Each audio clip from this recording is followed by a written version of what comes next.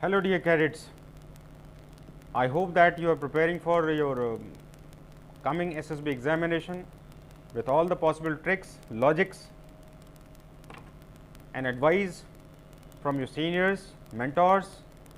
So here I would like to contribute a few guidelines how to participate in a screening round and what are the things which are to be avoided while writing screening, a story especially.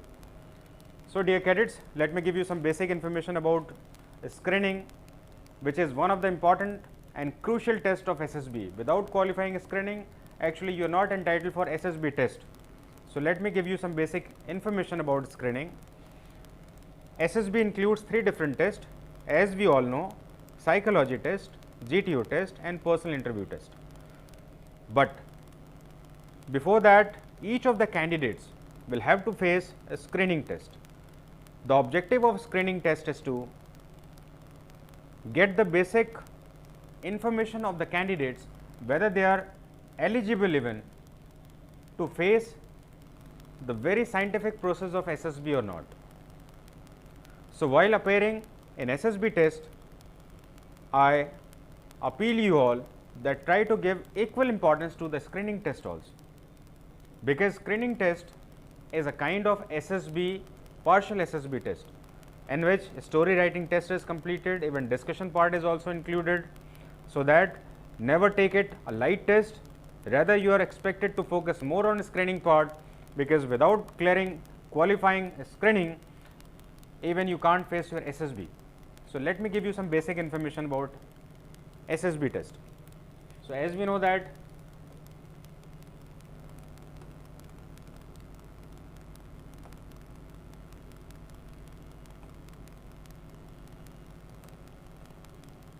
SSB includes psychology,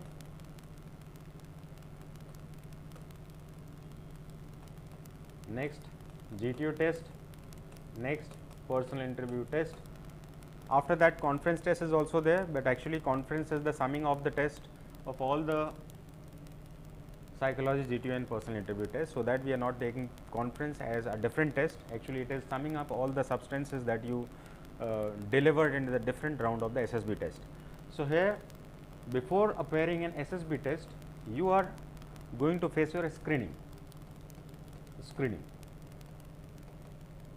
So it is the important test that we are going to talk about, the screening test today. So screening test includes 2 different tests. So here let me rough it, because actually today we are going to talk about only screening test. So actually screening test includes 2 different tests. Number 1 is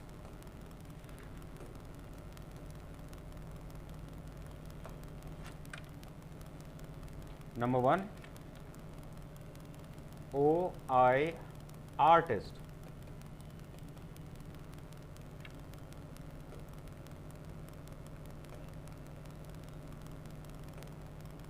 Number 1 is OIR test. Number 2 is PPDT. So let's start with OIR test. What is OIR test and what are the expectations in OIR test?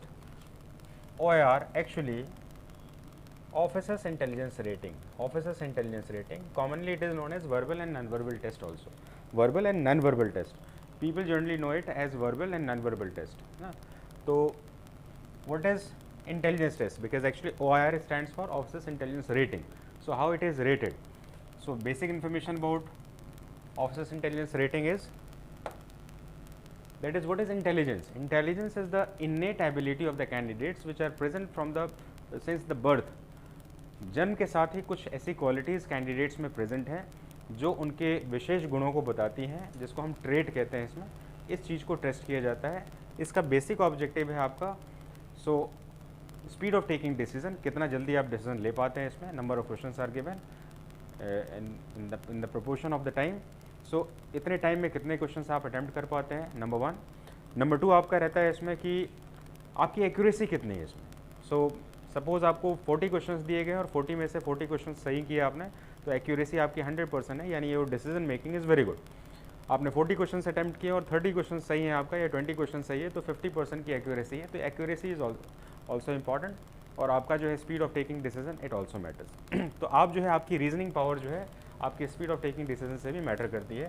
तो एक basic information है कि what is intelligence. It is the very basic important feature of the candidate since the birth, that is innate ability. Intelligence originated with innate जन्मजात ability है इसमें। और इसके अंदर में कुछ टेस्ट आते हैं आपके, जिसमें आपके वर्बल नॉन वर्बल के टेस्ट आपको दिए जाते हैं। वर्बल नॉन वर्बल के टेस्ट में आपको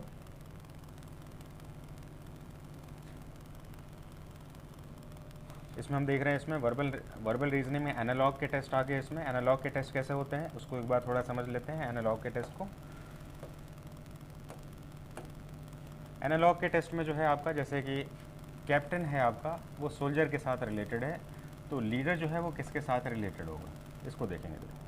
सो if captain is related to soldier, तो कैप्टन सोल्जर के साथ है, नहीं सोल्जर का हेड है, तो लीडर किसका हेड होगा, तो यहाँ पर चेयर है, फॉलोअर है, आर्मी है और पार्टी है, तो ये फॉलोअर करके आंसर आ जाएगा आपका। So it is the required answer. तो ऐसे ही करके एनालॉग का टेस्ट होता है आपका। उसके बाद कोडिंग डिकोडिंग का टेस्ट होता है आपका। इसको आप आराम से ईजिली आप इसको कन्वीनियंटली कर पाएंगे आप इसको। So I don't think that people are having any problem in that, because actually if you practice more on that, you can get confidence as well as the basic skills which are required to pass this examination. It is not the troublesome part or problematic part of the candidates. So here we are going to talk about screening round second. The screening round second means we are going to talk about PPDT test. So let me give you some basic idea about PPDT. So dear cadets, PPDT.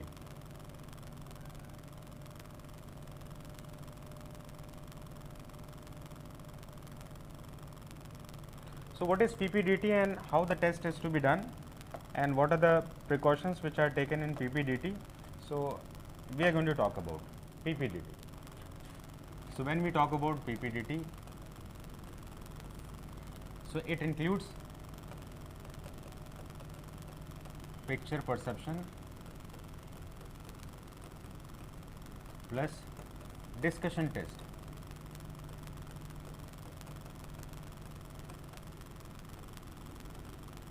So actually it is a two-stage test, picture perception and discussion test. So while perceiving picture, the instruction is आपको picture, ये page सबसे पहले दिया जाएगा और कहा जाएगा उसके साथ एक पिक्चर डिस्प्ले किया जाएगा। मैं आपको पिक्चर दिखाऊंगा अभी इसमें, तो आप इसको थोड़ा सा पिक्चर को इमेजिन करेंगे इसमें और अपने आइडियाज़ बेसिस पर, अपने परसेप्शन बेसिस पर जो है एक स्टोरी लिखेंगे इसमें। तो सबसे पहले कुछ इसको PPDT फॉर्म को कैसे फिलअप करना है उसके बारे में कुछ मैं आइडियाज़ आपको शेयर करता हूँ इसमें। So let us talk about the basic information which are required to fill up PPDT form. So PPDT form में हम सबसे पहले देख रहे हैं ये, दैट इज़ सिलेक्शन बोर्ड। तो सभी का कॉल अप लेटर आता है, अलग अलग जगहों से आता है आपका। भोपाल SSB है, बेंगलोर SSB है, इलाहाबाद SSB है, वाराणसी है, मसूरी है, आपका अलग अलग SSB सेंटर्स हैं। तो SSB बोर्ड आपका कौन सा है उसके बारे में आपको यहाँ पर लिखना है। सो कोई प्रॉब्लम नहीं है इसमें, आराम से आप लिख सकते हैं इसमें, right. Next is batch number. तो बैच नंबर जो है, सो आप जो भी SSB में जा रहे हैं आपको एक सेपरेट बैच नंबर अलॉट होता है इसमें, और उस बैच नंबर को आप जो है यहाँ पर मेंशन करते हैं इसमें, और ये आपको याद नहीं रखना है, वहीं पर आपको मिलेगा और इसके लिए कोई पेन नहीं लेना आपको, करेक्ट। नेक्स्ट इज डेट आपको लिखना है जिस दिन आप ये टेस्ट में अपेयर हो रहे हैं। Next is UPSC roll number. So here the things are a bit different. There are different entries in arm forces, some are UPSC entries and others are non UPSC entries. दो अलग अलग entries मानेंगे इसमें। UPSC में आपका NDS ADS entries आ जाती हैं जिसके UPSC रोल नंबर होता है, और अदर एंट्रीज में आपकी NCC स्पेशल एंट्रीज होगी आपकी, जैसे इसमें TES BTEC एंट्री हो गया आपका, TGC एंट्री हो गया आपका, जैग एंट्री हो गया आपका। अलग अलग एंट्रीज़ आपकी वुमेन स्पेशल एंट्रीज टीम होती है इसमें। आर्म फोर्सेस की जो भी एंट्रीज़ होती हैं उनके अलग अलग एंट्रीज़ हैं। NDS ADS को छोड़कर बाकी नॉन UPSC एंट्रीज़ होती हैं। तो आपके जो भी एंट्रीज़ हैं उनमें UPSC का तो रोल नंबर आपको दिया जाएगा, उसको याद रखना है आपको ये, और नॉन UPSC रोल नंबर जो होते हैं आपको दिए जाते हैं। 4 डिजिट का कोई नंबर होता है, उसको आप उसको ध्यान से देखेंगे, आपके कॉल अप लेटर में वो डिजिट दिया जाएगा आपको। इसके बाद ये chest number. So let us talk about chest number. Chest number क्या होता है इसमें? चेस्ट नंबर आपका when you appear for SSB, तो आपको जो है डे 1 आपको चेस्ट नंबर दिया जाएगा, और ये चेस्ट नंबर आपका स्क्रीनिंग डे तक रहता है इसमें। The first stage is screening test, और स्क्रीनिंग टेस्ट अगर आपने क्वालिफाई कर लिया इसमें तो आपका चेस्ट नंबर सबमिट होगा, और फिर आपको एक नया चेस्ट नंबर अलॉट होगा, क्योंकि स्क्रीनिंग के बाद आपके मेजॉरिटी ऑफ स्टूडेंट्स जो हैं स्क्रीन आउट हो जाते हैं, यानी कि 40% 30% का जो भी स्लैब होगा, यानी कि जब लड़के आउट हो जाएंगे तो आपको फ्रेश टेस्ट नंबर अलॉट होगा जिनका SSB फर्दर स्टेज में टेस्ट होना है इसमें।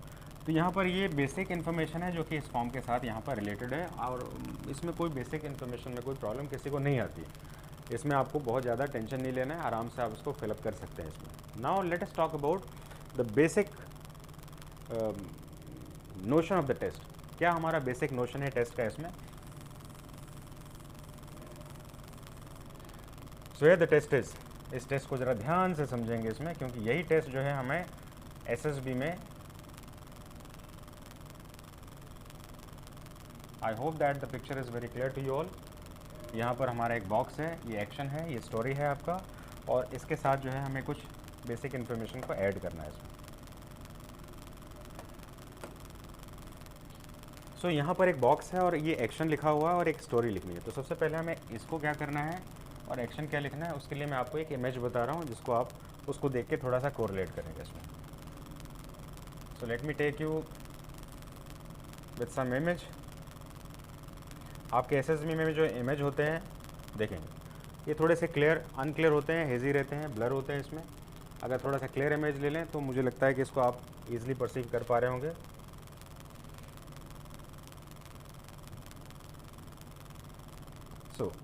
अभी हम लोग स्क्रीनिंग टेस्ट में इतना क्लियर इमेज नहीं आता, लेकिन समझाने के लिए मैं आपको दे रहा हूँ। उससे पहले वाला इमेज जो था आपको, जैसे ये वाला था, ऐसे कुछ इमेज आते हैं आपको स्क्रीनिंग टेस्ट के लिए। तो स्क्रीनिंग टेस्ट में जो इमेज होते हैं थोड़े से ब्लर रहते हैं, लेकिन समझाने के लिए आपको मैं क्लियर इमेज दे रहा हूँ उसमें। जैसे कि ये इमेज है आपका और ये आपको क्लियरली परसीव हो रहा है इसमें। So find it out how many characters are there. आपको कैरेक्टर्स पता करना है, how many characters are there. So I hope that you may easily perceive there are 2 different characters, number 1 is this, number 2 is this. तो हमें अभी यहाँ पर अपने कैरेक्टर्स को परसीव करना है। ये 2 कैरेक्टर है हमारे पास। अब हमें इन दोनों कैरेक्टर्स के को आइडेंटिफाई करना है कि हमें इसको हीरो इसमें से किसको बनाना है इसमें। ये हीरो होगा कि ये हीरो होगा। तो यहाँ पर आइडिया है आपको कि आप अपने एज के जो भी सब्जेक्ट हैं, आप अपने एज के अकॉर्डिंग अपने हीरो को चूज़ करें। मान लेते हैं कि अगर 50 ईयर ओल्ड कोई है आपका, तो आप 20 ईयर ओल्ड हैं, तो आप उसको हीरो नहीं बना सकते हैं, क्योंकि आपका प्रोजेक्शन उसके थ्रू नहीं हो सकता है। तो इन दोनों में से जो है आपको, मुझे लगता है कि इसको आपको हीरो परसीव करना चाहिए। इसको भी कर सकते हैं, जो सीनियर एंट्रीज़ के कैंडिडेट्स हैं उनको करना चाहिए, जो NDA टाइप एंट्रीज़ हैं, TS एंट्रीज़ हैं, उनको ये करना चाहिए। हीरोइज़म आपके किसी भी सब्जेक्ट में होगा, आपके आइडियाज़ के ऊपर डिपेंड करता है। तो इसको फॉर्म में मेंशन कैसे करना है, इसके ऊपर हम थोड़ी सी बात कर लें।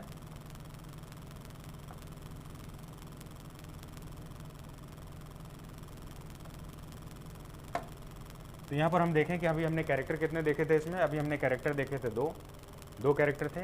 तो इस 2 कैरेक्टर में मान लेते हैं ये आपका हीरो, जो बॉय था वो आपका हीरो है, और जो पुलिस इंस्पेक्टर जो दिख रहा था आपका, ये दूसरा कैरेक्टर। जो भी आपका हीरो कैरेक्टर होगा उसको एक बिगर सर्कल बनाना है, जो अदर कैरेक्टर होगा उसको थोड़ा स्मॉल सर्कल बनाना है इसमें। कभी कभी मल्टीपल कैरेक्टर्स भी होते हैं, उनके रूल्स अलग हैं, उसको हम नेक्स्ट वीडियोज़ में बात करेंगे इसमें। और यहाँ पर हमें 3 इन्फॉर्मेशन को बेसिकली थोड़ा सा डिराइव करना होगा। 3 इन्फॉर्मेशन कौन सी? Age, mood and sex. ये 3 इंपॉर्टेंट कैरेक्टरिस्टिक्स हैं। तो एज में हमें अपने एज का प्रोजेक्शन करना होगा, जिसमें कि आपका एज जिस स्लैब में आता है इसमें। तो सपोज़ जो है एज क्या है आपका, मान लेते हैं 20। ये दोनों अलग अलग, मैंने एंट्रीज़ अलग अलग हैं, उनका एक एवरेज एज लिया हुआ है इसमें, 20 ईयर्स मान रहे हैं। मूड क्या है आपका, पॉजिटिव है, क्योंकि वो हैंडशेक कर रहा है तो नेगेटिव होगा नहीं। मुझे नहीं लगता वो इम्प्रिजनर होगा या प्रिजनर होगा, उसमें कैदी तो होगा नहीं, वो बिल्कुल फ्री बॉय था आपका। तो 20 साल हो गया, मूड पॉजिटिव हो गया, और एक मेल है तो मेल है आपका। दूसरा कैरेक्टर क्योंकि इससे एसोसिएटेड है तो उसके बेसिक इन्फॉर्मेशन को देखेंगे इसमें।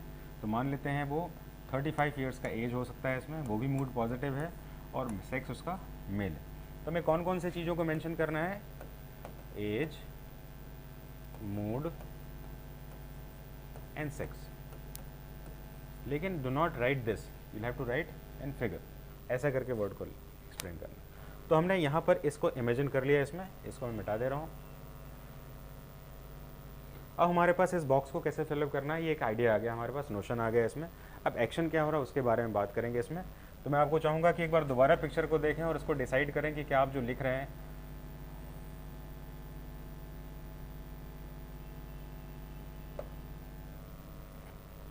आप देखिए दोबारा इसको, इस कैरेक्टर को।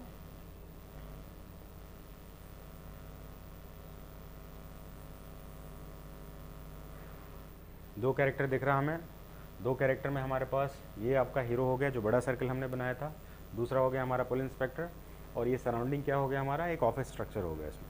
तो अब मैं दोबारा आपको आपके मेन टेस्ट में लेके चल रहा हूँ। उसमें जैसा कि हमने देखा है, इसमें इस बॉक्स में हमने इसको मेंशन किया है, एक्शन लिखेंगे इसमें, एक्शन क्या हो रहा है इसमें।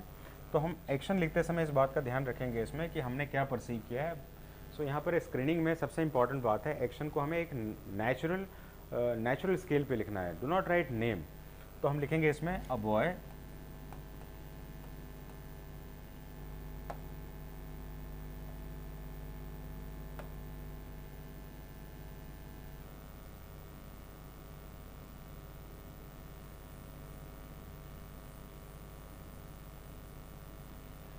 थोड़ा सा स्मॉल इसमें लिखते हैं,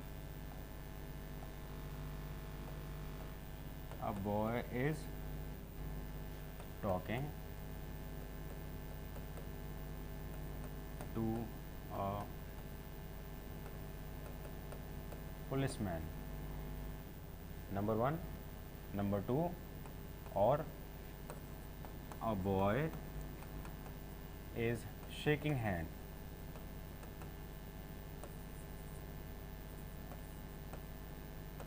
with a police inspector. So the thing which was very clear to you, only the thing should be mentioned in the action part. Action में आप वही लिखें जो कि आपको दिखा हुआ है, बॉय का नाम नहीं लिखें इसमें, क्योंकि आपने एक्शन में उसमें सिर्फ वही दिखाना हो क्या रहा है अभी। तो यहाँ पर ये बेसिक इन्फॉर्मेशन को आपने लिखना है इसमें, और मैंने लिखना है, दोनों नहीं लिखना आपको। तो यहाँ पर क्योंकि पिक्चर स्क्रीनिंग में हेजी रहता है, ब्लर रहता है, तो हो सकता है आपके स्टार्स नहीं दिखें, तो पुलिस ऑफिसर है कि क्या है वो नहीं पता चले आपको इसमें। तो कुछ कैंडिडेट जो बहुत पीछे बैठे रहते हैं, वो ब्लर पिक्चर होने के कारण वो पुलिसमैन हो सकता है उसके लिए। तो यहाँ पर अगर पिक्चर क्लियर है आपको, तो आपको लगता है कि ये इंस्पेक्टर है, तो boy shaking hand with the police inspector.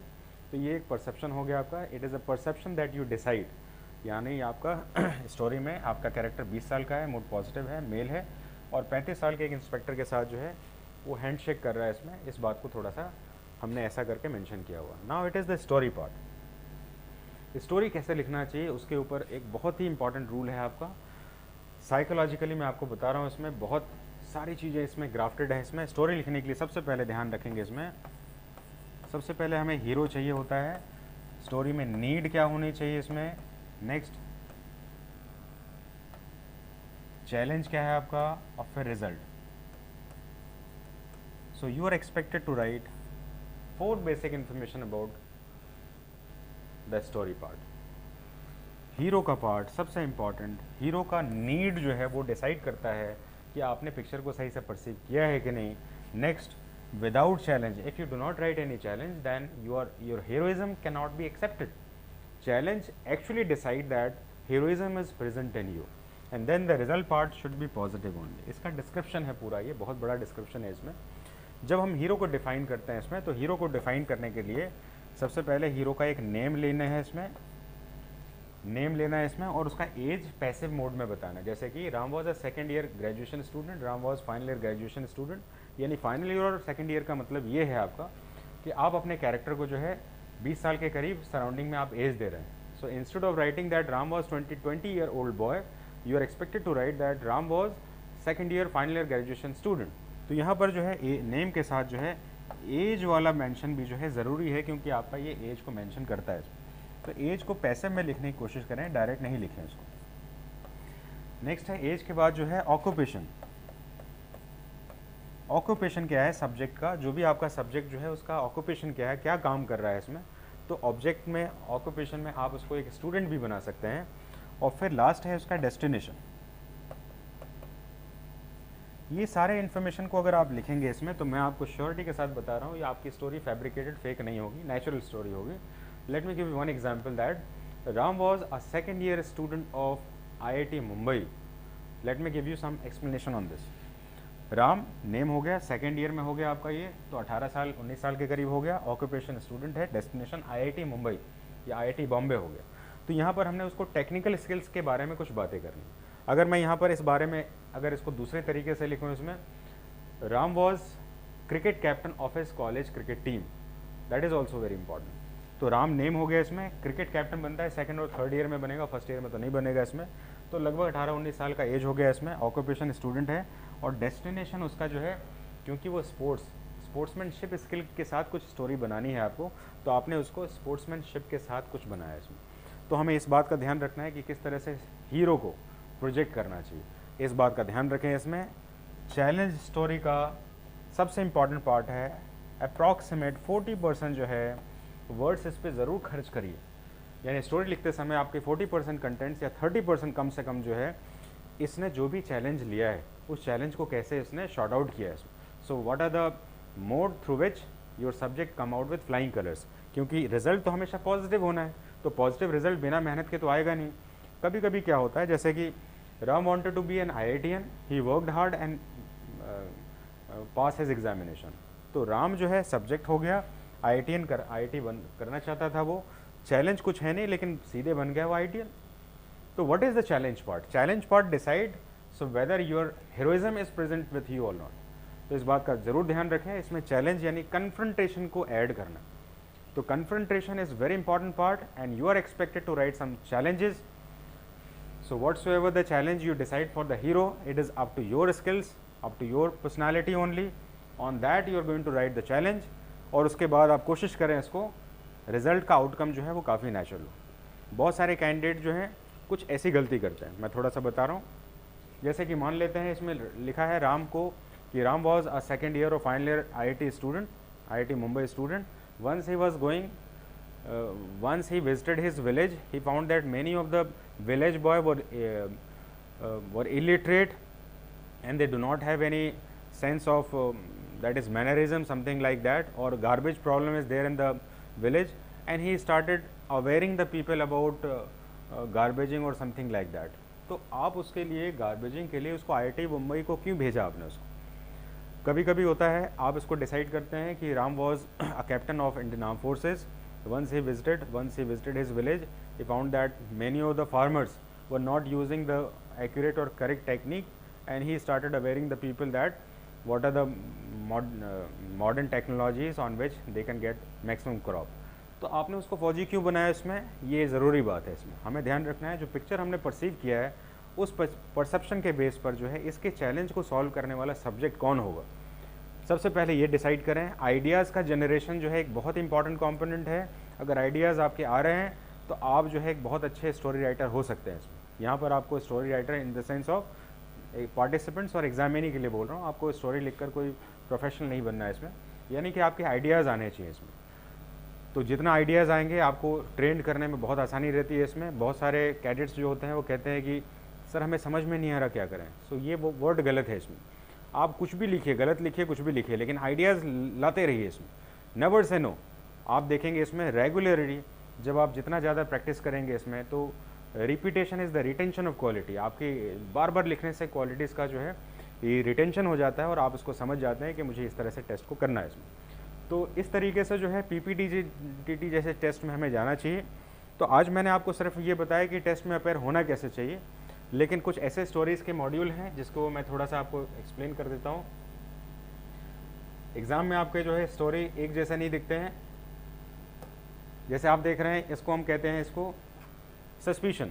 कुछ ऐसे इमेजेस होते हैं जिसमें सस्पिशन क्रिएट होते हैं, जैसे कि ये बॉय पेड़ पे देख रहा है, नेचुरल नहीं है पेड़, हम चलते हैं यहाँ पर सिर्फ, ये पेड़ पे क्यों देख रहा है, कुछ सस्पिशन जैसी बातें हो रही हैं। नेक्स्ट हम देख रहे हैं इसमें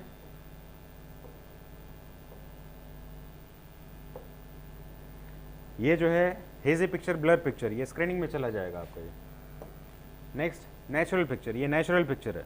तो नेचुरल पिक्चर के ऊपर स्टोरी लिखना बहुत थोड़ा सा अच्छी प्रैक्टिस की ज़रूरत होती है इसमें। बहुत सारी स्टोरी इस पर लिखी जा सकती है इसमें, तो रेगुलर प्रैक्टिस करना। मैं पिक्चर की क्वालिटीज़ बता रहा हूँ। एक सस्पिशन पर आ गया आपका। नेक्स्ट हम देखेंगे ये रिस्क पर आ गया। ये स्टोरी जो है रिस्क पर है, यानी कि एक्सीडेंट जैसे चीज़ें हो रही हैं इसमें। आप देखेंगे पिक्चर में एक्सीडेंट हो रहा है इसमें, तो एक्सीडेंट वाली सीन यानी रिस्क एसोसिएटेड आपका स्टोरी होता है। रिस्क जैसे स्टोरीज़ में जो है इसको कैसे लिखना चाहिए उसके ऊपर भी बहुत अच्छा रूल है, इसको मैं बताऊंगा आपको। तो रिस्क से एसोसिएटेड स्टोरी होंगी आपकी सस्पिशन से रिलेटेड स्टोरी होंगी आपका नेचुरल होगा। नेचुरल स्टोरी को लिखना बहुत अच्छा डिमांड करता है क्वालिटी का इसमें। और एक सैड वाला हो गया। यानी पिक्चर की कुछ क्वालिटीज़ हैं जिसके ऊपर आपको पिक्चर की प्रैक्टिस करनी चाहिए। नेचुरल हो गया आपका, सस्पिशन हो गया आपका, रिस्क वाला हो गया जैसे देख रहे हैं आप इसमें, और नेक्स्ट सैड वाला हो गया। सैड यानी जिसमें कुछ दुख वाली बात हो रही है। ऐसी स्टोरीज़ की प्रैक्टिस करेंगे और इसको रेगुलरली प्रैक्टिस करिए। इसका चैलेंज पार्ट बहुत अच्छा रखिएगा, आपका सिलेक्शन होने के चांसेस बिल्कुल डैम श्योर है कि आप इसमें पास हो जाएंगे स्टोरी राइटिंग में इसमें। तो ये एक बेसिक इन्फॉर्मेशन है जिसको आज हमने शेयर किया है इसमें। सो आप इसको प्रैक्टिस करते रहें इसमें, और फर्दर मैं आपको आइडियाज़ ऐसे देता रहूँगा इसमें, और आप अपने डाउट्स अगर होंगे तो आप उसको पूछ कर क्लियर करेंगे इसमें। Thank you.